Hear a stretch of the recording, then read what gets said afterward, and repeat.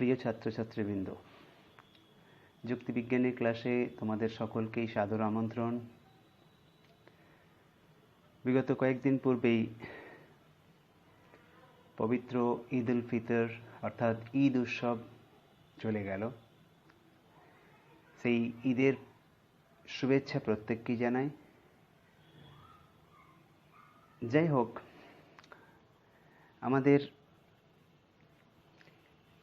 এই ক্লাসের যে আলোচনা যুক্তিবিজ্ঞানের উপর এতদিন ধরে চলছে, সেই আলোচনা অগ্রসর হয়েছে আবর্তনে। অর্থাৎ আমরা ইতিমধ্যেই যুক্তি যে বিভাগ, সেই যুক্তির বিভাগের মধ্যে একটি অন্যতম বিভাগ হচ্ছে অবরোহ যুক্তিবিদ্যা, এবং সেই অবরোহ যুক্তিবিদ্যার একটি অন্যতম ভাগ হলো অমাধ্যম। আর অমাধ্যম যুক্তির যে 9টি বিভাগ, তার মধ্যে একটি অন্যতম হলো আবর্তন। সেই আবর্তনের আলোচনা বিগত ক্লাসে আমি সম্পন্ন করেছি। যতটা পর্যন্ত করেছি তার ঠিক পর থেকে আমরা আজকে সেই আলোচনা শুরু করব। আমরা আবর্তনের সংজ্ঞা, উদাহরণ, নিয়ম এবং নিরপেক্ষ বচনের আবর্তন অর্থাৎ কোন বচনের আবর্তন কী বচন হয় সেগুলো আমরা এর আগে পর্যন্ত দেখেছি। তো আজকের আলোচ্য বিষয় হলো আবর্তনের বিভাগ, অর্থাৎ ক্লাসিফিকেশন অফ কনভার্সন। আবর্তন কয় প্রকার ও কি কি? না, আবর্তনকে সাধারণভাবে দুই ভাগে ভাগ করা হয়। আবর্তন দুই প্রকার, একটাকে বলা হয় সরল আবর্তন, আর একটাকে বলা হয় অসরল বা সীমায়িত আবর্তন, যেটাকে ইংরেজিতে বলা হয় কনভার্সন বাই লিমিটেশন। তাহলে আমরা আবর্তনের দুটো যে ভাগ পেলাম, তার প্রথমটা হচ্ছে সরল আবর্তন, যেটাকে বলা হচ্ছে সিম্পল কনভার্সন। তো সেই সরল আবর্তনের সংজ্ঞা কি হবে? না, বলা হচ্ছে যে আবর্তনে যুক্তিবাক্য ও সিদ্ধান্তের পরিমাণের কোনো পরিবর্তন হয় না। যে আবর্তনে যুক্তিবাক্য ও সিদ্ধান্তের পরিমাণের কোনো পরিবর্তন হয় না, সেই আবর্তনকে বলা হয় সরল আবর্তন। অর্থাৎ পরিমাণটা এক থাকে, যুক্তিবাক্যে যে পরিমাণ, সিদ্ধান্তেরও পরিমাণ তাই হয়। অর্থাৎ যুক্তিবাক্য যদি সামান্য হয়, সিদ্ধান্তও সামান্য। যুক্তিবাক্য যদি বিশেষ হয়, সিদ্ধান্ত বিশেষ। এই প্রকার আবর্তনকে বলা হয় সরল আবর্তন। আর আমরা ইতিমধ্যে যে 4টে বচনের আবর্তন করেছি, তার মধ্যে দেখো এ বচনের আবর্তন আই, ই বচনের আবর্তন ই, আই বচনের আবর্তন আই, এবং ও বচনের আবর্তন হয় না, সম্ভব নয়। তাহলে এই যে 3টে বচনের আবর্তন আমরা করলাম, তার মধ্যে আমরা দেখতে পাচ্ছি এ বচনের আবর্তন আই হয়েছে, অর্থাৎ পরিমাণ পাল্টে গেছে। তাহলে এ বচনের আবর্তন সরল নয়। তাহলে সরল আবর্তন কোন বচনের? ই বচনের আবর্তন দেখো ই হয়, ই বচন সামান্য, তার আবর্তনও সামান্য, অর্থাৎ ই বচনের সরল আবর্তন হলো। আবার দেখো আই বচনের আবর্তন আই, আই বচন বিশেষ, তার আবর্তনও পাই আমরা বিশেষ, অর্থাৎ আই বচন। তাহলে ই এবং আই বচন হলো সরল আবর্তনের দৃষ্টান্ত বা উদাহরণ। তাহলে প্রশ্ন হচ্ছে যে সরল আবর্তন তো হলো স্যার, তাহলে অসরল আবর্তন বা সীমায়িত আবর্তন জিনিসটা কি? না, দেখো ঠিক এর বিপরীত, সরল আবর্তনের ঠিক উল্টোটা। যে আবর্তনে যুক্তিবাক্য ও সিদ্ধান্তের পরিমাণের পরিবর্তন হয়, অর্থাৎ যুক্তিবাক্যের পরিমাণ যা, সিদ্ধান্তের পরিমাণ তার থেকে ভিন্ন হবে। যুক্তিবাক্য যদি সামান্য হয়, সিদ্ধান্ত হবে বিশেষ, আর যুক্তিবাক্য যদি বিশেষ হয়, তাহলে সিদ্ধান্ত হবে সামান্য। এরকম পরিমাণে যদি পরিবর্তন হয় যে আবর্তনে, সেই আবর্তনটাকে বলা হবে অসরল বা সীমায়িত আবর্তন। তাহলে ই আর আই বচনের আবর্তন ছিল সরল, তাহলে এ বচনের আবর্তন হবে অসরল। অর্থাৎ এ বচনের আবর্তন আমরা যেটা পাচ্ছি সেটা আই, এ বচন সামান্য, আই বচন বিশেষ, তার পরিমাণের পরিবর্তন হয়ে গেছে। তাহলে পরিমাণের পরিবর্তন যদি হয়ে যায়, তাহলে সেই আবর্তনকে আমরা কি বলবো? সরল অসরল আবর্তন। তাহলে আমরা এই যে বিভাগ দুটো খুব সিম্পল,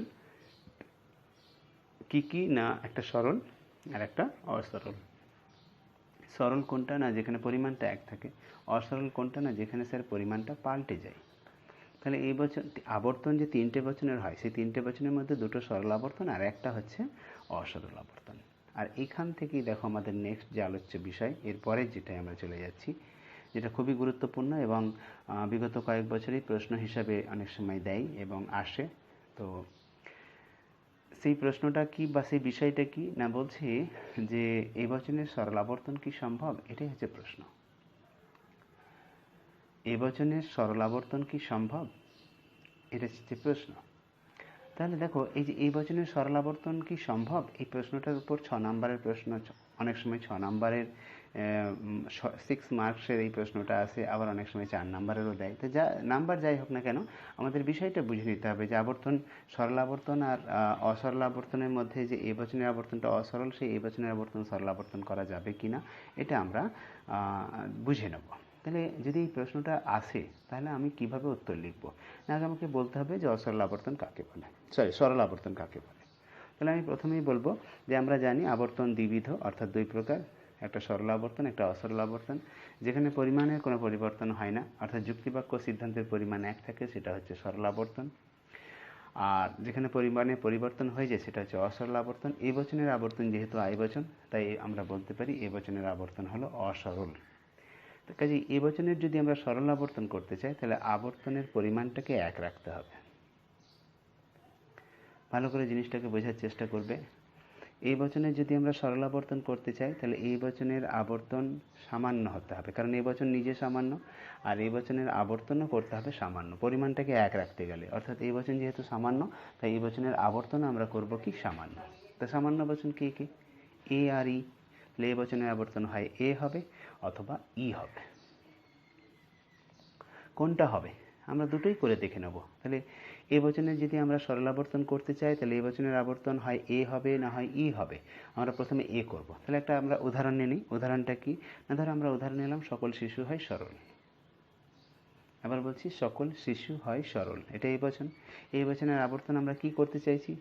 সরল। তাহলে সরল করতে গেলে এই বচনের আবর্তন হয় এ করতে হবে না হয় ই করতে হবে। আমরা প্রথমে এ করে দেখি। তাহলে আমি আবর্তিত রূপ লিখব কি, সিদ্ধান্ত করব, অর্থাৎ আবর্তিত করব কি না সকল সরল হয় শিশু, কারণ এই বচনের আবর্তন এ করতে হবে। তাহলে আমি এই বচনের আবর্তনকে সরল করতে গেলে এই বচনের আবর্তন হয় এ অথবা ই করতে হয়। তাহলে প্রথমে আমি এই বচনের আবর্তন এ করলাম। উদাহরণটা কি ছিল? সকল শিশু হয় সরল। আমি আবর্তন করলাম কি হলো? এই বচনের আবর্তন এ করলাম, সকল সরল হয় শিশু।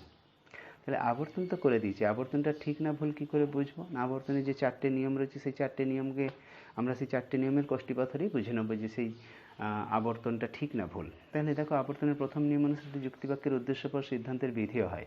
তাহলে আমার উদ্দেশ্যপদ এখানে শিশু, দেখো সিদ্ধান্তের বিধিও গেছে।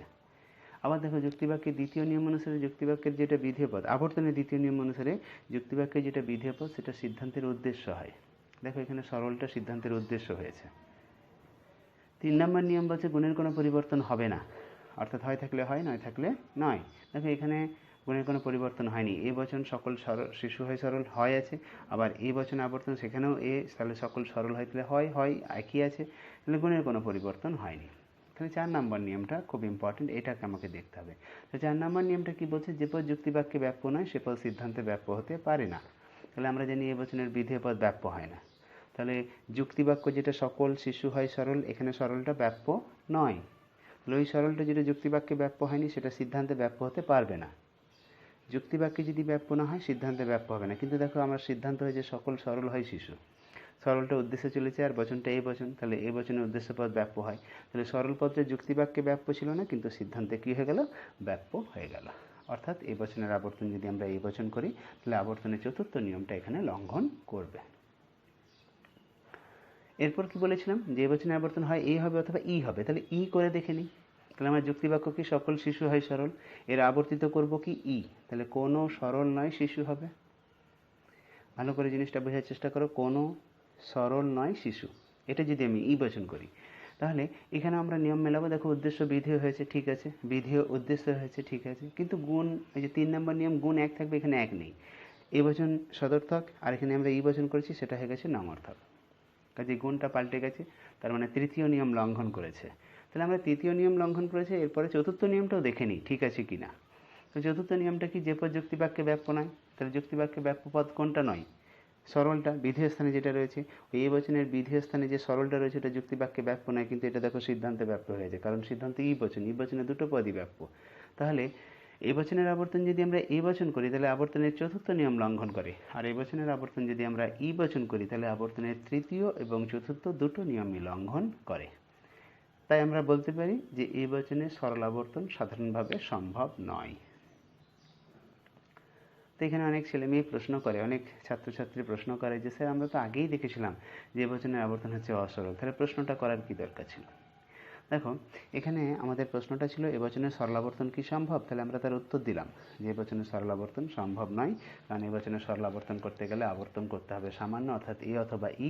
এ করলে 4 নম্বর নিয়ম লঙ্ঘন করবে, আর ই করলে 3 এবং 4 দুটো নিয়মই লঙ্ঘন করবে। কিন্তু প্রশ্নটা এই জায়গায় কি, এবচনের সরলাবর্তন কি কোনোভাবেই করা যাবে না, অর্থাৎ কোনোভাবেই কি সম্ভব নয়। দেখো, তোমাকে প্রথমে প্রশ্ন করছে এবচনের সরলাবর্তন করা যায় কি না, তুমি বললে না যায় না। এরপরে তোমাকে বলছে যে কোনোভাবেই কি করা যায় না, এবচনের সরলাবর্তন কি কোনোভাবেই করা যাবে না, তার মানে তোমাকে আবার একবার ফোর্স করছে যে দেখো যদি কিছুভাবে করা যায়। তাহলে আমাকে যদি বলে এবচনের সরলাবর্তন আবার করতে, চেষ্টা করতে, যে এবচনের সরলাবর্তন কোনোভাবে করা যায় কিনা দেখো, তাহলে আমরা দেখো কমন সেন্স দিয়ে আমরা এটুকু বুঝবো যে এবচনের সরলাবর্তন করতে গেলে এবচন অথবা ই বচন এ করলে কটা নিয়ম লঙ্ঘন করে, একটা, 4 নম্বর। ই করলে কটা নিয়ম লঙ্ঘন করে, দুটো। কাজে আমি চেষ্টা কখনো ই বচন করব না, মানে এবচনের আবর্তন আমি এ করার চেষ্টা করব, ই করব না, কারণ ইতে দুটো নিয়ম লঙ্ঘন করে, অর্থাৎ দুটো নিয়মকে তোমাকে ডজ করতে হবে, অর্থাৎ দুটো নিয়মকে অতিক্রম করতে হবে। কিন্তু এ করতে গেলে কি একটা নিয়ম যে কোনো উপায় যদি অতিক্রম করা যায় তাহলে হবে। এখানে দুটো বাধা আছে ইয়েতে, আর এতে একটা বাধা, তো আমরা চেষ্টা করবো একটা বাধা সরাতে, একটা যদি সরে যায় তাহলে হবে। তাহলে দেখো, কোনো কোনো যুক্তিবিজ্ঞানী তারা বলছে যে এবচনের সরলাবর্তন করা যায়। কোনো কোনো যুক্তিবিজ্ঞানী তারা দাবি করছে এবচনের সরলাবর্তন করা যায়। কোথায় যায় না, দেখো বলছে 3টি ক্ষেত্রে এবচনের সরলাবর্তন করা যায়। 3টি ক্ষেত্রে এবচনের আবর্তন এ বচন হয়। মনে করে দেখো একটু, যখন আমি আবর্তন তোমাদের এর আগের ক্লাসে শেখাচ্ছিলাম, সেখানে আমরা এই বচনের আবর্তন কি পেয়েছিলাম, আই নিয়ে আমরা বলেছিলাম যে এখানে মনে রাখবে যে এ বচনের আবর্তন আই হলেও 3টে ক্ষেত্র আছে যেখানে এ বচনের আবর্তন হয় কি এ। তাহলে এখানেও দেখো ওই জিনিসটাই তুলে ধরা হচ্ছে যে 3টে ক্ষেত্রে এ বচনের আবর্তন সরল, অর্থাৎ এ বচন হয়। এখন প্রশ্ন হবে স্যার কোন 3টি ক্ষেত্রে, কোন 3টি ক্ষেত্রে এবচনের আবর্তন সরল বা এ হবে না, বলছে যে এবচনের সরল আবর্তন সেই 3টি ক্ষেত্রে হবে যে 3টি ক্ষেত্রে আবর্তনের কোনো নিয়ম লঙ্ঘন করবে না। তাহলে কোথায় করবে না, একটু আগে আমরা উদাহরণটা দেখেছিলাম কি এবচনের আবর্তন যদি আমরা এ করি, এবচনের আবর্তন যদি আমরা এ বচন করি তাহলে আবর্তনের চতুর্থ নিয়মটা লঙ্ঘন করেছিল। এই বচনের আবর্তন যদি আমরা এ করি তাহলে আবর্তনের চতুর্থ নিয়মটা লঙ্ঘন করেছিল, অর্থাৎ যুক্তিবাক্যে বিধেয় পদটা কি ছিল না, ব্যাপ্য ছিল না, সেটা সিদ্ধান্তে কি হয়ে যাচ্ছিল, ব্যাপ্য হয়ে যাচ্ছিল। দেখো আমরা ওখানে যদি এ বচনের ওই যে সকল শিশু হয় সরল, ওখানে দুটো পদকে যদি ব্যাপ্য করে দিই, একটু বোঝার চেষ্টা করো। আমরা যে উদাহরণ নিয়েছিলাম সকল শিশু হয় সরল, তাহলে এই সকল শিশু হয় সরলটা এই বচনের উদ্দেশ্য পদ ব্যাপ্য, বিধেয় পদ অব্যাপ্য, কিন্তু আমরা যদি বিধেয়টাকেও ব্যাপ্য করে দিই, বিধেয়টাকেও যদি আমরা ব্যাপ্য করে দিই তাহলে তখন এক্ষেত্রে তোমরা হয়তো প্রশ্ন করবে যে স্যার এই বচনের তো উদ্দেশ্য পদ ব্যাপ্য হয়, আপনি জোর করে বিধেয় পদ ব্যাপ্য করবেন কি করে, তাই না? এই বচনের উদ্দেশ্য পদ ব্যাপ্য হয়, বিধেয় পদকে আমরা ব্যাপ্য করব কি করে। এখানেও দেখো তোমাদের আমি একটা স্টার মার্ক করে রেখে এসেছিলাম ব্যাপ্যতা পড়াতে গিয়ে, সেখানে আমি তোমাদের বলেছিলাম যে আমরা এই বচনের উদ্দেশ্য পদ ব্যাপ্য এবং বিধেয় পদ ব্যাপ্য, সেখানে আমরা স্টার চিহ্ন দিয়ে বলেছিলাম যে 3টি ক্ষেত্র আছে যেখানে এ বচনের দুটো পদই ব্যাপ্য হয়, এবং আমি বলেছিলাম যেটা তোমাদের পরে আমি আলোচনা করব কোথায় হয়, কেন হয়, কিভাবে হয়। তাহলে দেখো পেছনের জিনিসগুলো আমি এখানে তুলে ধরছি যেটা আমি আগে বলে এসেছি। ব্যাপ্যতা পড়াতে গিয়ে বলেছিলাম এ বচনের উদ্দেশ্য পদ ব্যাপ্য, বিধেয় পদ অব্যাপ্য, কিন্তু 3টে জায়গা আছে যেখানে দুটো পদই ব্যাপ্য হয়, কোথায় হয়, কেন হয় দেখাবো। আবর্তন পড়াতে গিয়ে আমি বলেছিলাম এ বচনের আবর্তন আই বচন হয়, কিন্তু সেখানেও আমি বলেছিলাম 3টি ক্ষেত্রে এ বচনের আবর্তন কি হয়, এ হয়। তাহলে এই সেই জায়গা, তাহলে এ বচনের আবর্তন এ করা যাবে, সরল করা যাবে না, বলছে করা যাবে। কটা ক্ষেত্রে, 3টি ক্ষেত্রে। কোন 3টি ক্ষেত্রে না, যে 3টি ক্ষেত্রে এ বচনের দুটো পদই ব্যাপ্য হয়। 3টি এমন জায়গা আছে, ক্ষেত্র আছে যেখানে এ বচনের উদ্দেশ্য বিধেয় দুটো পদই ব্যাপ্য হয়। এই 3টি ক্ষেত্র কি কি, এই 3টি ক্ষেত্র আমাদের খুব ভালো করে মনে রাখতে হবে। এ বচনের উদ্দেশ্য এবং বিধেয় উভয় পদই ব্যাপ্য হয় যে 3টি ক্ষেত্রে, তার প্রথম ক্ষেত্র হচ্ছে সংজ্ঞার্থ জ্ঞাপক। সংজ্ঞার্থ জ্ঞাপক অর্থাৎ এই বচনটিতে যদি কোনো কিছু সংজ্ঞা প্রদান করা হয় তাহলে সেই এ বচনে দুটো পদই ব্যাপ্য হয়। এই বচনটিতে যদি কোনো কিছু সংজ্ঞা প্রদান করা হয় তাহলে সেই এ বচনে দুটি পদই ব্যাপ্য হয়। কিভাবে হয় স্যার? আপনি বলে দিলেন সংজ্ঞার্থ ব্যাপক হলে দুটি পদই ব্যাপ্য হয়। কিভাবে হয় আমরা দেখে নেব কিভাবে হয়। আচ্ছা, আমি যদি উদাহরণটা এটা দিই যে সকল মানুষ হয় বুদ্ধিবৃত্তি সম্পন্ন জীব, এটা এবচন। সকল মানুষ হয় বুদ্ধিবৃত্তি সম্পন্ন জীব, এটা এবচন। তাহলে এই এবচনটার উদ্দেশ্য পদ বিধেয় পদ দুটো পদ ব্যাপ্য কিনা অব্যাপ্য কি করে বুঝবো? না দেখো, এটা এবচনের মানে মানুষের সংজ্ঞা এটাই, যে মানুষ হচ্ছে বুদ্ধিবৃত্তি সম্পন্ন জীব। এটা মানুষের সংজ্ঞা, ডেফিনেশনস অফ ম্যান, অর্থাৎ মানুষের সংজ্ঞা এটা। তাহলে এই বচনটাতে কার সংজ্ঞা দেওয়া হয়েছে? মানুষের সংজ্ঞা দেওয়া হয়েছে। তাহলে যেহেতু এটা সংজ্ঞা প্রদান করেছে, তাহলে এর কটা পদ ব্যাপ্য হবে? দুটো পদ, অর্থাৎ মানুষের ব্যাপ্য আর তোমার বুদ্ধিবৃত্তি সম্পন্ন জীব এটাও ব্যাপ্য। স্যার কীভাবে ব্যাপ্য, কি করে বুঝবো যে ব্যাপ্য হচ্ছে? তো দেখো, একটা সিম্পল ট্রিক্স অর্থাৎ সিম্পল কৌশল একটা তোমাদের বলছি, যে তুমি হয়তো অনেক সময় সংজ্ঞা বুঝতে পারবে না যে এটা আদৌ কোনো কিছুর সংজ্ঞা কিনা। তাহলে সেক্ষেত্রে তুমি কি করে বুঝবে? না, এটা বোঝার সহজ একটা উপায়। সেই উপায়টা হচ্ছে, দেখবে যে এই বচনটার উদ্দেশ্য পদ থেকে বিধেয় পদে যেতে পারছো কিনা, আবার বিধেয় পদ থেকে উদ্দেশ্য পদে আসতে পারছো কিনা, অর্থাৎ দুটো পদের ব্যাপকতা সমান কিনা। যদি সমান হয় তাহলে দুটো পদই ব্যাপ্য হবে, আর যদি অসমান হয় তাহলে দুটো পদ কখনোই ব্যাপ্য হবে না। আবার বলছি, এই বচনের তিনটি ক্ষেত্রে সরলাবর্তন অর্থাৎ এই বচনের আবর্তন এ হয়। তার প্রথম ক্ষেত্র কোনটা? সংজ্ঞার্থ জ্ঞাপক। আমি স্যার বুঝবো কি করে যে সংজ্ঞা দিয়েছে? আবার ধর একটা উদাহরণ দিচ্ছি, অন্য একটা উদাহরণ। সকল ত্রিভুজ হয় তিনটি বাহু দ্বারা বেষ্টিত সমতলিক ক্ষেত্র, এটা আমরা জানি ত্রিভুজের সংজ্ঞা। তাহলে যে সংজ্ঞাটা আমরা জানি সেক্ষেত্রে কোনো অসুবিধা নেই, কিন্তু যেখানে আমরা সংজ্ঞা হয়তো বুঝি না সেখানে আমরা তো ধরতে পারবো না দুটো পদ ব্যাপ্য কিনা। তাহলে আমরা এই বচনে দুটো পদ ব্যাপ্য কিনা সেটা বোঝার সহজ উপায় কি? না, সেটা বোঝার সহজ উপায় হচ্ছে, দেখবে এই বচনের উদ্দেশ্য পদ থেকে বিধেয় পদে যেতে পারছো কিনা, আবার বিধেয় থেকে উদ্দেশ্যে আসতে পারছো কিনা। যেমন আমি একটা উদাহরণ দিচ্ছি, যেমন ধর আমি উদাহরণ দিলাম সকল মানুষ হয় মরণশীল। এই বচনটা এই বচনে দুটো পদ কি ব্যাপ্য? স্যার কী করে বুঝবো? তাহলে দেখো, যারা মানুষ তারা মরে। দেখো, মানুষ থেকে বিধেয়তে গেলাম, উদ্দেশ্য থেকে বিধেয়তে গেলাম, যারা মানুষ তারা মরে বলতে পারছো তো? পারছো, ঠিক আছে। এবার ঘুরিয়ে এসো, যারাই মরে তারাই মানুষ, পারছো বলতে? পারছি না আমরা।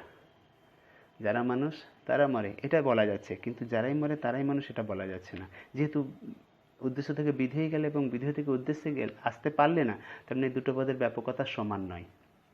মানুষ পদের যতটা ব্যাপকতা, মরণশীল পদের ব্যাপকতাও ততটা। ধরো 100 জন মানুষ আছে পৃথিবীতে, তাহলে 100 জনই কি মরে, এটা বলা যায়। কিন্তু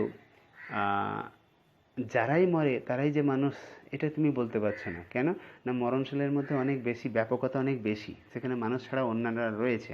তো দুটো পদের ব্যাপকতা সমান নয়, একটার ব্যাপকতা কম আর একটা ব্যাপকতা বেশি। তাহলে সমগ্র ব্যক্তার্থ নেওয়া হচ্ছে না।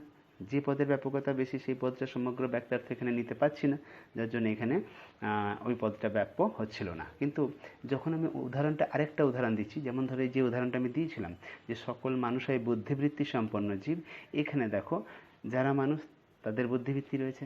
ঘুরিয়ে বলো তো, দেখো যাদেরই বুদ্ধিবৃত্তি রয়েছে তারাই কি মানুষ। দেখো এখানে ঘুরিয়ে আসতে পারছো, এখানে তুমি ঘুরিয়ে আসতে পারছো, তার মানে উদ্দেশ্য থেকে বিধেয় এবং বিধেয় থেকে উদ্দেশ্য আসতে পারছো। এ কথা প্রমাণ করে যে উদ্দেশ্য আর বিধেয় পদের ব্যাপকতা সমান, তাহলে দুটো পদেরই মানে সমগ্র ব্যাপ্তার্থ নেওয়া হচ্ছে। মানুষটা যদি 100 হয়, তাদের 100 জনেরই কী রয়েছে? বুদ্ধিবৃত্তি। আর বুদ্ধিবৃত্তি কাদের রয়েছে? ওই 100 জনের মানুষেরই রয়েছে, তার মানে দুটো পদের ব্যাপকতা সমান, অতএব দুটো পদই কি ব্যাপ্য। বোঝা গেল? আমরা পড়াচ্ছি যেটা আজকের আলোচ্য বিষয় যেটা, সেটা হচ্ছে আবর্তনের বিভাগ। তার মধ্যে একটা প্রশ্ন এসছে যে এ বচনের সরল আবর্তন সম্ভব কিনা। এটা একটা লেখা প্রশ্ন আসে। লেখা প্রশ্নগুলো ঠিক আমি যেভাবে বলছি এইভাবে লিখে দিলেই হবে, তার জন্য বুঝতে হবে। তো কীভাবে আমরা বুঝবো? এই বচনের সরল আবর্তন আমরা এ অথবা ই করে দেখলাম, কোনোভাবেই হলো না। এরপর বলছে কোনোভাবেই জোর করে বলছে, অর্থাৎ কোনোভাবে কি করা যাবে? তখন কোনো কোনো তর্কবিদ বলছে তিনটি ক্ষেত্রে করা যাবে। কারণ কি না, ওই তিনটি ক্ষেত্রে এ বচনের কটা পদ ব্যাপ্য হয়? দুটো পদ। সেই তিনটি ক্ষেত্রের মধ্যে প্রথম ক্ষেত্র কোনটা? না, সংজ্ঞার্থ জ্ঞাপক। অর্থাৎ এই বচনে যদি কোনো কিছুর সংজ্ঞা প্রদান করা হয় তাহলে সেই এই বচনে দুটো পদই ব্যাপ্য হয়, এবং সেক্ষেত্রে এই বচনের আবর্তন হবে কি? এ। যেমন আমার উদাহরণ ছিল কি, সকল ত্রিভুজ হয় তিনটি বাহু দ্বারা বেষ্টিত সমতলিক ক্ষেত্র, মানে যারাই ত্রিভুজ তারাই তিনটি বাহু দ্বারা বেষ্টিত সমতলিক ক্ষেত্র। আবার ঘুরিয়ে বলো, যারাই তিনটি বাহু দ্বারা বেষ্টিত সমতলিক ক্ষেত্র তারাই কি ত্রিভুজ। বোথ সাইড আসতে পারছো, তাহলে এবচনের দুটো পদই ব্যাপ্য, অর্থাৎ এবচনের আবর্তন হবে এ। এটা একটা ক্ষেত্র গেল। 2 নম্বর ক্ষেত্র কি না, বলছে নাম বিশিষ্ট পদ। বিশিষ্ট পদ, নাম বিশিষ্ট পদ বলছে এই বচনের উদ্দেশ্য বিধেয় পদ যদি বিশিষ্ট হয়, এই বচনের উদ্দেশ্য পদ আর বিধেয় পদ যদি বিশিষ্ট হয়, তাহলে এই বচনের দুটো পদই কি হবে, ব্যাপ্য হবে, এবং সেই এই বচনের আবর্তন হবে সরল, অর্থাৎ এ। দ্বিতীয় ক্ষেত্রে বললাম নাম বিশিষ্ট পদ, এই বচনের দুটো পদ যদি বিশিষ্ট হয়, উদ্দেশ্য বিধেয় পদ যদি বিশিষ্ট হয়, তাহলে এই বচনের আবর্তন হবে এ। কেননা ওই দুটো ক্ষেত্রে দুটো পদেরই ব্যাপক, মানে দুটো পদই ব্যাপ্য হচ্ছে। উদাহরণ একটা নিয়ে নিই। উদাহরণটা কী নেব, যেমন ধরো আমি বললাম গঙ্গা হয় ভারতের দীর্ঘতম নদী। গঙ্গা হয় ভারতের দীর্ঘতম নদী। দেখো এখানে উদ্দেশ্য পদ কি, গঙ্গা, বিধেয় পদ কি, ভারতের দীর্ঘতম নদী। তো এই স্যার বিশিষ্ট পদ কী করে বুঝবো, এখানে অনেকে প্রশ্ন করে কনফিউজ হয়ে যায় যে বিশিষ্ট কি না। আমি ধরো বললাম রবীন্দ্রনাথ হন কবি,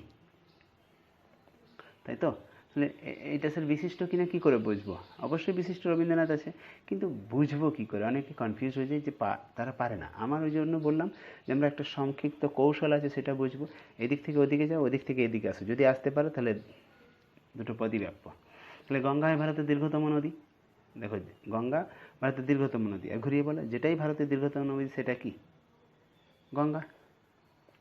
তাহলে গঙ্গা হয় ভারতের দীর্ঘতম নদী, আর যেই ভারতের দীর্ঘতম নদী সেটাই হচ্ছে কি, গঙ্গা। দুদিক থেকে আসতে পারছো, তার মানে এটা বিশিষ্ট পদ, মানে দুটো পদই ব্যাপ্য। আর একটা উদাহরণ দিয়েছিলাম রবীন্দ্রনাথ হন কবি, তাহলে রবীন্দ্রনাথ কবি, আর যিনি কবি তিনি রবীন্দ্রনাথ, হচ্ছে না, তার মানে এটা বিশিষ্ট নয়, ঘুরে আসতে পারছি না। কিন্তু আমি যদি বলি রবীন্দ্রনাথ হন বিশ্বকবি, দেখো এখানে পারবে, রবীন্দ্রনাথ বিশ্বকবি, আর যিনি বিশ্বকবি তিনি কি, রবীন্দ্রনাথ। তাহলে বিশিষ্ট পদ যদি দুটো পদ বিশিষ্ট কী করে বুঝবে না, এই বোথ সাইড আসতে পারলে বিশিষ্ট, তাই তো। তাহলে আবার ধরো আরেকটা উদাহরণ দিলাম, তাজমহল হয় পৃথিবীর 7তম আশ্চর্য। আমি ঘুরিয়ে বলতে পারি যে পৃথিবীর 7তম আশ্চর্য হয় তাজমহল, তাই তো। আবার আমি বলতে পারি যে মমতা বন্দ্যোপাধ্যায় হন পশ্চিমবঙ্গের বর্তমান মুখ্যমন্ত্রী, ঘুরিয়ে বলো যে পশ্চিমবঙ্গের বর্তমান মুখ্যমন্ত্রী হন মমতা বন্দ্যোপাধ্যায়। তাহলে বোথ সাইড তুমি আসতে পারছো, তাহলে বোথ সাইড যেখানে আসতে পারছো সেখানে বিশিষ্ট পদ, এবং সেই বিশিষ্ট পদ হলে দুটো পদেরই ব্যাপক, দুটো পদই কী হয়, ব্যাপ্য হয়, এবং তার আবর্তন হবে এ। 2 নম্বর ক্ষেত্র গেল। 3 নম্বর ক্ষেত্র। 3 নম্বর ক্ষেত্রটা কি, 3 নম্বর ক্ষেত্রটা হচ্ছে সমার্থক পদ। সমার্থক, দেখো সম অর্থ যাহার, বহুব্রী সমাস হয়তো, যাই হোক, সমার্থক মানে সম অর্থ, দুটো পদের অর্থ যদি এক হয়, এই বচনের দুটো পদ ওই উদ্দেশ্য আর বিধেয় পদের অর্থ দুটোই যদি এক হয়, তাহলে সেই এই বচনের আবর্তন হবে এ। উদাহরণ নিই, উদাহরণটা কি না, সকল গাছ হয় উদ্ভিদ।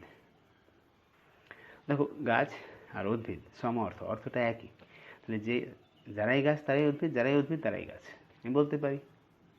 আবার দেখো আমি যখন বলছি সকল কুমার হয় অবিবাহিত, সকল কুমার হয় অবিবাহিত, মানে যারাই কুমার তারাই অবিবাহিত, আর যারাই অবিবাহিত তারাই কুমার। আবার আমি ধরো বললাম সকল পুষ্প হয় ফুল, সকল পুষ্প হয়, তাহলে পুষ্প আর ফুল সমার্থক, যেই পুষ্প সেই ফুল, যেই ফুল সেই পুষ্প, তাহলে বোথ সাইড আসতে পারছে।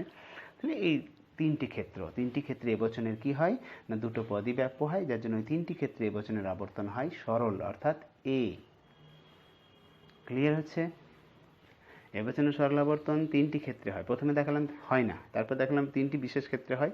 সেই তিনটি বিশেষ ক্ষেত্র কি কি, 1, 2, 3, তিনটে ক্ষেত্রে আমি দিলাম। প্রথমেরটা সংজ্ঞার্থ ব্যাপক, দ্বিতীয়টা হচ্ছে নাম বিশিষ্ট পদ, 3 নম্বরটা হচ্ছে সমার্থক। এই তিনটি ক্ষেত্রে যদি আমাদের এ বচন থাকে, তাহলে সেই বচনের আবর্তন আমরা কি করব, এ বচন। তো এখানেও একটা দেখো প্রশ্ন থেকে যায় যে এই তিনটি ক্ষেত্রে এ বচনের আবর্তন এ করব, আই কি করব না, না আই হবে না। এই তিনটি ক্ষেত্রে এ বচনের আবর্তন আমরা কি বচন করব, এ করব, আই হবে না, হবে না। এক্ষেত্রে দেখো আয়ও হয়, সব ক্ষেত্রেই তো আই বচন হয়, এ বচনের আবর্তন কি বচন, আই বচন, তাই না। এ বচনের আবর্তন আই বচন, সব ক্ষেত্রেই আই বচন, এই তিনটি ক্ষেত্রে তো আই বচন হয়, আবার বাকি ক্ষেত্রগুলোতেও আই বচন হয়। কিন্তু এ বচনের আবর্তন সব ক্ষেত্রে এ বচন হয় না, শুধু তিনটি ক্ষেত্রেই এ বচন হয়। তাহলে আমার এখানে আমি যেটা বলতে চাইছি সেটা হচ্ছে সব ক্ষেত্রে এ বচনের আবর্তন কি, আই বচন, এ তো হয় না। ঠিক আছে, একটাই অপশন আই, কিন্তু যে ক্ষেত্রে আমি দুটোই পাচ্ছি, যে ক্ষেত্রগুলোতে আমরা এ বচনের আবর্তন এও পাচ্ছি আয়ও পাচ্ছি, সেখানে আমরা এ বচন করছি, আই কেন করব না। এই তিনটে বিশেষ ক্ষেত্রে, তিনটি যে ক্ষেত্র, এই তিনটে ক্ষেত্রে এ বচনের আবর্তন কি হলো, এ হলো। তো আয় তো হচ্ছে, আয় তো অলরেডি হয়েই আছে, তাহলে এই তিনটি ক্ষেত্রে এ বচনের আবর্তন আমরা এ করবো, আই কেন করব না, তাই না। তোমরা করে দেখবে এই তিনটি ক্ষেত্রে এবচনের আবর্তন এটা যেমন হচ্ছে, আবার আইটাও হচ্ছে। তাহলে আমরা কোনটা করব? না স্যার আপনি তো বলছেন এ করব, এই তিনটি ক্ষেত্রে এ করব, বাকি ক্ষেত্রে আই করব। এই তিনটি ক্ষেত্রে আই কেন করব না? না বলছে দেখো এর আগে একটা নিয়ম ছিল, তোমাদের বলেছিলাম, আবার বলে দিচ্ছি। আমরা যখন ই বচনের আবর্তন করেছিলাম, দেখো ই বচনের আবর্তন ই বচন আর ও বচন দুটোই হয়েছিল। ই বচনের আবর্তন ই এবং ও দুটোই হয়েছিল, কিন্তু আমরা ই বচনের আবর্তন কি করি? ই করি, তো আমরা ও করি না কেন? না আমি বলেছিলাম সামান্য বচনের আবর্তন যদি সামান্য বচন পাওয়া যায় তাহলে বিশেষে যাওয়ার প্রয়োজন থাকে না। সামান্য বচনের আবর্তন ই বচনের আবর্তন ই পেয়েছি, তাহলে ও এ যাওয়ার কোনো প্রয়োজন থাকে না। প্রয়োজন থাকে না ঠিক নয়, গেলে তো অস্তিত্বমূলক দোষ হবে, ওই জন্য বলছে যাওয়া যাবে না। ঠিক একইভাবে দেখো এ বচনের আবর্তন যে ক্ষেত্রে আমরা এ পাবো এবং আই পাবো, এ বচনের আবর্তন যে ক্ষেত্রে আমরা এও পাবো এবং আই পাবো, সেক্ষেত্রে আমরা আইটা করব না। সামান্যের আবর্তন সামান্য তো পেয়ে গেছি, তাহলে বিশেষে কেন যাব? তাহলে আই যাব না, এ করব। যখন আমরা আবর্তন করব বচনে, সবসময় মাথায় রাখবো এ বচন হলেই দেখে নেব যে ওটা তিনটি ক্ষেত্রের মধ্যে পড়ছে কিনা। যদি তিনটি ক্ষেত্রের মধ্যে পড়ে তাহলে আমি এই বচনের আবর্তন করব এ, আর না হলে করব আই।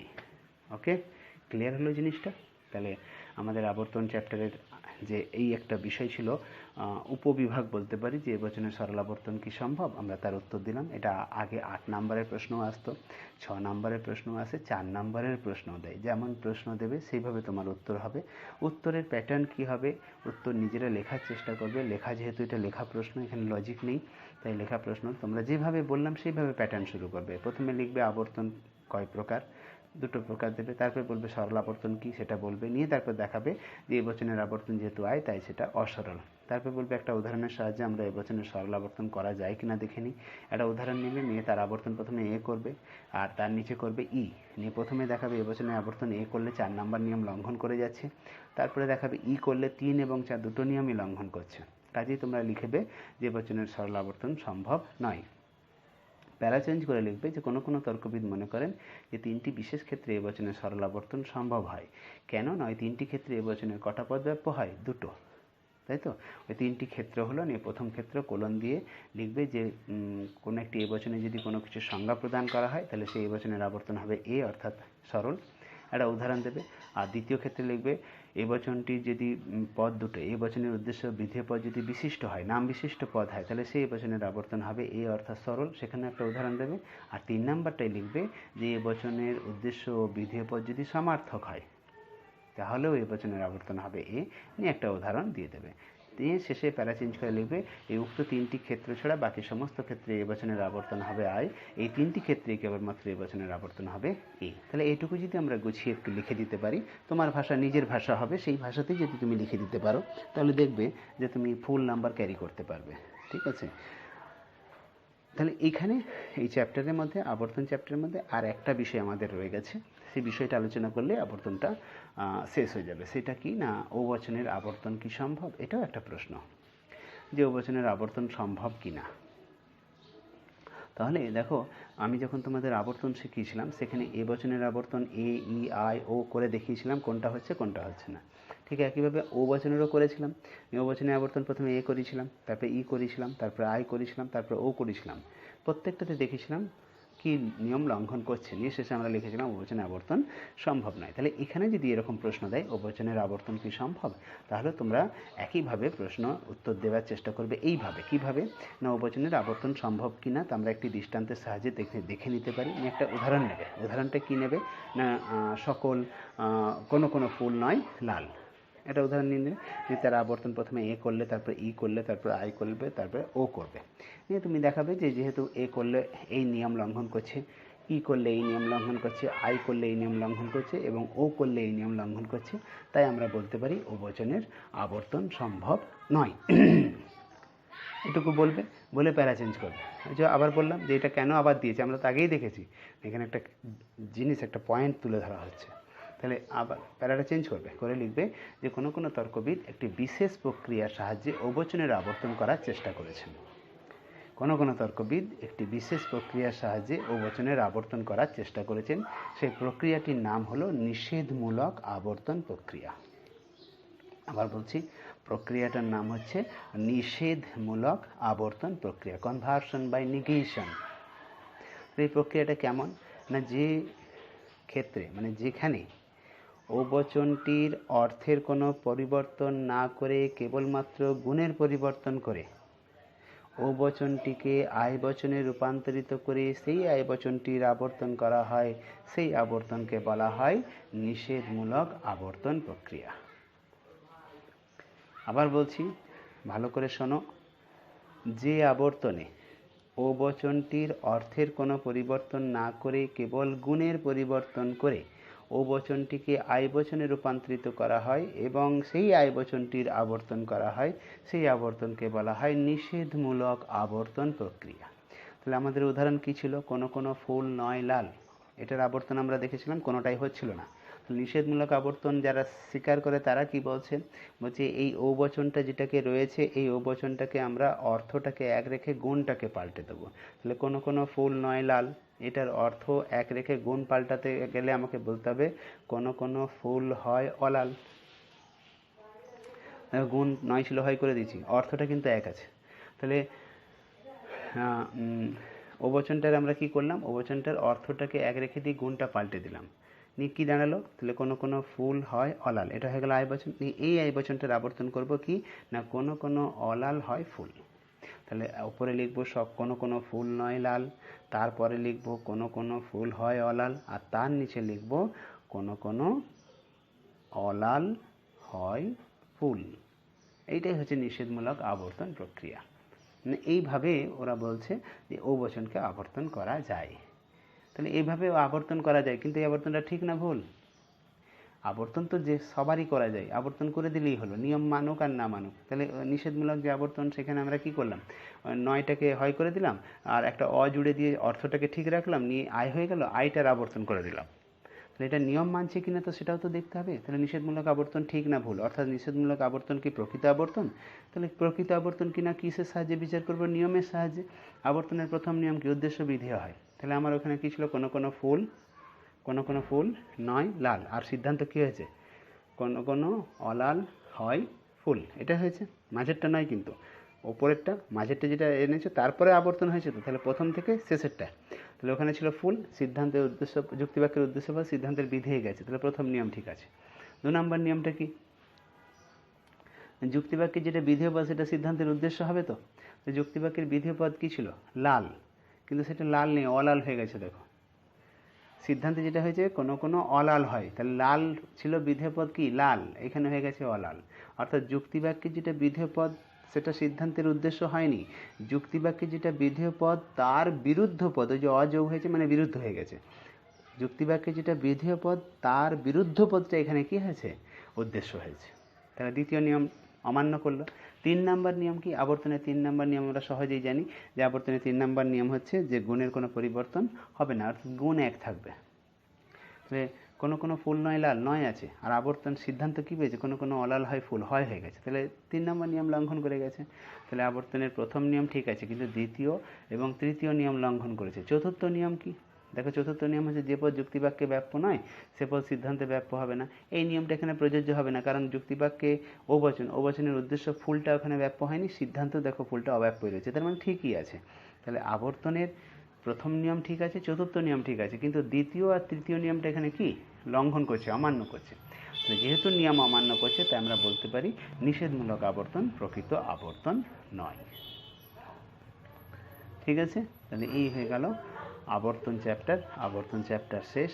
এই আবর্তন চ্যাপ্টার থেকে প্রতি বছরেই প্রশ্ন আসে। এই বিগত যে 2020 সালের যে প্রশ্ন, সেখানেও প্রশ্ন এসছে। প্রশ্নটা আমার কাছে আছে, আমি খাতা দেখছি।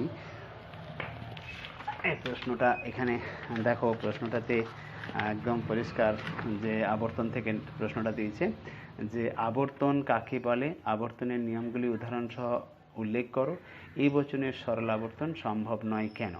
2+4+2। তাহলে সরল আবর্তন সম্ভব নয় কেন? 2 নাম্বার দিয়েছে। দেখো, আরও ছোটো করে দেবো। তাহলে এই প্রশ্নটা এবছর মানে 2020 সালে 8 নম্বরের প্রশ্ন হিসাবে এসছে, আর তার অথবা দিয়ে লজিকও আছে। তো যাই হোক, লেখা প্রশ্নটা আবর্তন কাকে বলে 2 নাম্বার দিয়েছে, আবর্তনের নিয়মগুলি উদাহরণ সহ ব্যাখ্যা করো, এতে দিয়েছে 4, আর এই বচনের সরল আবর্তন সম্ভব নয় কেন, এখানে দিয়েছে 2। তাহলে এই যে আমরা আলোচনাটা করছি যে চ্যাপ্টারটা, এই যে যুক্তি চ্যাপ্টার মানে আবর্তন চ্যাপ্টার, এই আবর্তন অমাধ্যম অনুমানের যে 3টে আমরা ভাগ করব, মূলত তিনটে, আবর্তন, বিবর্তন আর বিরাধনমান। আর সমবিবর্তন তো বিবর্তনই চলে আসবে। তো এই তিনটের মধ্যে সমবিবর্তন মানে বিরাধনমানটাকে বাদ দিলে আবর্তন আর বিবর্তন এই দুটো চ্যাপ্টার থেকে একটা 8 নম্বরের প্রশ্ন থাকবেই, অবশ্যই থাকবে। হয় আবর্তন না হয় বিবর্তন। হয় আবর্তন কাকে বলে আবর্তনের নিয়ম উল্লেখ করো, নাহলে বিবর্তন কাকে বলে বিবর্তনের নিয়ম উল্লেখ করো। 2020 সালে আবর্তনের নিয়ম এসে গেছে, তার মানে এই নয় যে আসবে না, এখানে লজিকে কোনো সাজেশন হয় না, আর এসেছে আসবে না এরকম সাধারণভাবে হয় না। তাহলে আমরা যে আজকের আলোচ্য বিষয়, সেই আলোচ্য বিষয়ে আমরা আবর্তন চ্যাপ্টারটা শেষ করলাম। তাহলে আবর্তন চ্যাপ্টারের মধ্যে পুরোটার মধ্যে কী কী রয়েছে না, আবর্তনের সংজ্ঞা রয়েছে, আবর্তনের উদাহরণ দিয়েছি, আবর্তনীয় আর আবর্তিত যুক্তিবাক্য আর সিদ্ধান্তকে বলা হয়। তারপরে আবর্তনের 4টে নিয়ম দেখিয়েছিলাম, সেই 4টে নিয়মের উপর ভিত্তি করে কোন বচনের আবর্তন কী হয় সেটা আমরা দেখিয়েছি। এটা দেখানোর পর আমরা কি করেছি, আবর্তনের বিভাগ করলাম। আবর্তনের বিভাগ দুটো, সরল অসরল। সরল আবর্তন কাকে বলে, অসরল কাকে বলে। এরপরে এখানে একটা প্রশ্ন ছিল এই বচনের সরল আবর্তন, মানে দুটোর তো সরল হয়, একটারই অসরল হয়, তো সেটা সরল করা যায় কিনা, এই বচনের সরল আবর্তন করা যায় কিনা, সেখানে আমরা দেখলাম এই বচনের সরল আবর্তন করা যাচ্ছে 3টি ক্ষেত্রে। বাকি সব ক্ষেত্রেই কিন্তু এই বচনের আবর্তন হবে অসরল, মানে আয়। আর এই 3টি ক্ষেত্রে ছাড়া বাকি সব ক্ষেত্রে আমরা এই বচনের আবর্তন আয় করব। সে 3টি ক্ষেত্র কী কী আমি বললাম সেগুলো এরপরে যেটা শেষে যেটা আলোচনা করলাম সেটা হচ্ছে নিষেধমূলক আবর্তন প্রক্রিয়া। অর্থাৎ কেউ কেউ বলছে বচনের আবর্তন কি করা যায় না, অনেকে বলছে একটা প্রক্রিয়া আছে নিষেধমূলক আবর্তন প্রক্রিয়া, সেটার সাহায্যে আবর্তন করলে আবর্তন করা যাবে। কিন্তু আমরা সেটাও দেখলাম যে নিষেধমূলক আবর্তন প্রক্রিয়াটা ঠিক নয়, কারণ সেখানেও আবর্তনের দ্বিতীয় এবং তৃতীয় নিয়ম লঙ্ঘন করছে। অতএব অবচনের আবর্তন কোনোভাবেই করা যাবে না। এই গেল আমাদের আবর্তন চ্যাপ্টার। এই আবর্তন চ্যাপ্টারের পর নেক্সট আমাদের রয়েছে বিবর্তন চ্যাপ্টার, একই সেম প্যাটার্নে আবর্তনের মতনই। তো এই ক্লাস যেটা করলাম আমরা আবর্তন, এই চ্যাপ্টারটা থেকে তোমাদের অনেক লজিকও আসে আর তার সঙ্গে লেখা প্রশ্নও আসে। তো তোমরা এটাকে ভালো করে পড়ো। এবং আমি একটা বিষয় এখানে তোমাদের বলি, যে বিষয়গুলো তোমাদের কাছে একটু দুর্বোধ্য মনে হচ্ছে, দেখো এটা অনলাইন ক্লাস, এখানে আমি বলে গেছি তোমাদের কোনো প্রত্যুত্তরে কোনো প্রশ্ন আমার কাছে নেই, তাই আমি সেই সব প্রশ্নগুলো মনে হয় যেগুলো যে হতে পারে সেগুলোর আমি উত্তর দিয়েই আলোচনাটা করি। তো সেই উত্তরগুলো তোমাদের কাছে দিই, কিন্তু তাছাড়াও তোমাদের মধ্যে প্রশ্ন থাকতে পারে, যদি কারোর এরকম কোনো প্রশ্ন থাকতে পারে তোমরা আমাকে সেই প্রশ্নগুলো আমার ওই যে পোস্ট, সেই পোস্টের নিচে কমেন্টে তোমরা দিতে পারো, আমি যথাসাধ্য, অথবা আমার নাম্বার তোমরা নিয়ে সেই নাম্বার থেকে আমাকে ওভার ফোনে জিজ্ঞাসা করতে পারো, আমি সেই প্রশ্নের উত্তর তোমাদের দিয়ে দেবো। আর বিশেষ করে বিদ্যালয়ে যারা, আমার বিদ্যালয়ে যে সকল ছাত্রছাত্রী এই ভিডিওগুলো দেখছো বা এর থেকে তোমরা কোচিং করছো বা এটা শিখছো, তাদের কাছে তো আমার ফোন নাম্বার রয়েছে, তারা যে কোনো সময় তো আমাকে ফোন করে জিজ্ঞাসা করে নিতে পারো। অতএব বিষয়টা আবছা হলে পরের বিষয়গুলো সব আবছা হয়ে যাবে, অতএব পরিষ্কারভাবে বুঝে নিতে হবে। আর পরিষ্কারভাবে বোঝানোর জন্যই আমি এত বেশি কথা বলে এই জিনিসগুলোকে তুলে ধরার চেষ্টা করি, তোমরা যাতে বুঝতে পারো। আশা করছি আজকের ক্লাসটা তোমরা বুঝতে পারবে, একটু বাড়িতে পড়বে। আর নেক্সট বিবর্তনের চ্যাপ্টার নিয়ে আমরা আলোচনায় খুব শীঘ্রই আসবো। ততদিন পর্যন্ত ভালো থেকো, গুড বাই।